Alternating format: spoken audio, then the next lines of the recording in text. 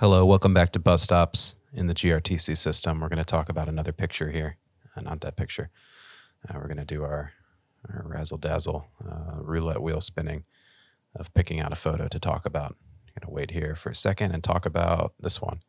All right, so icy trees. And actually, no, I'm going to refrain from editing these photos, but I think I will make some tweaks to this photo at some point before it reaches its final version. So obviously, we're going to be talking about different photos at different points of the process in terms of editing. Some of the photos are quite edited, and some of the photos are yet untouched. This was one that I don't think I've done any editing to yet, as it was taken somewhat recently. But nonetheless, we're here to talk about this lovely icy tree photo. And I think I would generally like to avoid slipping into the tired photographer like slideshow click trope of talking about what happened when I made the photo, but so I won't do it. I won't tell you the story behind how I arrived at standing at this exact point and taking this exact photo.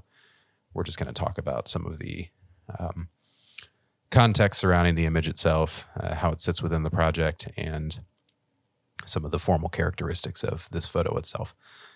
So Richmond doesn't get much snow. We are in the midst of a polar vortex disruption or whatever you want to call it. So here in January in 2025, it's been a pretty cold January. And so in the midst of that, I guess it was a fairly large winter storm across most of the central and southern United States in early January. But Richmond got hit with sort of the fringe edge of that. We did have probably 2 to 3 inches of snow, maybe 3 to 5, let's call it. It was a decent covering, and then it was obviously very cold during the day and night, and so it's been the pattern in Richmond pretty much from 2019 up through now, say, that we've had pretty milquetoast winters in terms of the amount of snowfall, and so everyone that loves snow is excited for this snow, and yet nonetheless, we also got some ice. This was the following day after the snowfall, or a day or two after the snowfall, and basically had ice all over the city, and as you can see, the trees here. And so I was eager to get out and find a bus stop to photograph at, and I wanted to kind of capture Richmond and how it looked at that point, being that it was somewhat of a rare occurrence. I didn't know if we would get another snow this season or before the project was completed. I did start this project back in either late January or early February of 2024, so I've been photographing at bus stops for about a year. And I'm on my way, but I knew that having a good set of snow photos was not quite something that I had achieved yet. Even having started in the previous winter, I don't think we got any good snows when I had started. So yeah, I wanted to get out and brave the ice and the slush and everything and get a few good snow photos. So here's one of them. Not that this photo is anything compositionally challenging or remarkable in any sense, but I did just want to try to do my level best at portraying the actual beauty of the snow-crusted, empty, trees devoid of leaves, yet nonetheless filled up with snow. They do have this sort of almost quality of like a lung. I think a lung and a tree is a pretty common metaphor, but nonetheless, it will have to suffice here. We do have almost these arteries and veins and everything fanning out to the sky, and just the quality which catches the light on these icy trees was remarkable. Just driving around and trying to get to the point as safely as I could where I could make one of these photographs at a stop that I hadn't photographed yet. A stop that I hadn't photographed at yet. That's a distinction that I will be harping on throughout this series. I just was looking at these trees and thought, my goodness, like I have to find a good place to photograph these trees that is also at a bus stop. And so I arrived at this stop, again, not trying to dip into my personal perils of reaching this point, but I did get to this stop. This was the first shoot, I think, the first image I made on that particular outing, and I was just so excited to find one of these trees. It's interesting, the sun, you might be able to tell, is kind of like right off the frame to the left here. We can see the sun sort of falling on these roofs of these houses right here. You can see the sun on the bank right there of the median.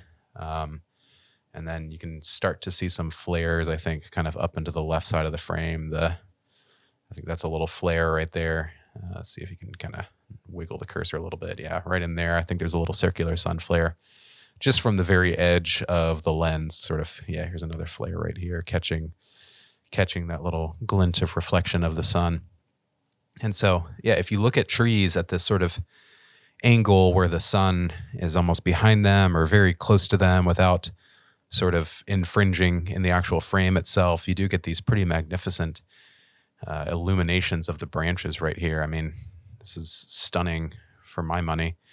And it's almost hard to kind of tell that that's in focus to some extent. Like, it is in focus. You can tell. I mean, those the roof and the window and the brick and everything are tack sharp, and so it's at about the same depth as the ice. But like, just the quality of the light catching the ice and the uniform covering of the twigs or whatever kind of makes it look almost out of focus. Like, the edge of this branch is sharp, those little twigs are sharp, but like, just the quality of the mix of the snow and the ice on the tops of the branches almost makes it look out of focus. So it was a very hard thing to sort of balance, and I didn't really notice it until I got back from this particular shoot. But it was an effect that I felt hard pressed to capture in some way, and included in the series. And this is another one of the kind of fairly descriptive photographs. We'll hopefully get into more kind of selective viewpoints a bit later in the series, the video series that is. But I did just want to represent the breadth of seasons a little bit in this series. Obviously, there's not, I would say winter is probably one of my least favorite times to go out and photograph landscapes and architecture and all that. But there are some advantages, I guess, one of them being when it snows, but also the lowness of light in the sky throughout most of the day, and especially in the sunrise and sunset. Those times can be particularly beautiful, if brief.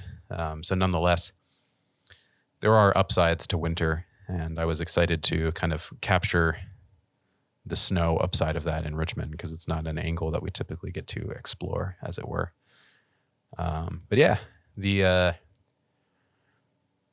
contrast of the black of the trees and then the blue of the sky and white of the tips of those branches is just it's just a beautiful kiss of light, and a unique experience of seeing that, I guess, in the city, having spent so long at these rather mundane places in the city, the bus stops that is. This was a quality of light and a quality of the flora of the city that I knew I had to capture and sort of make sure that it ended up in this series in some way. So thank you.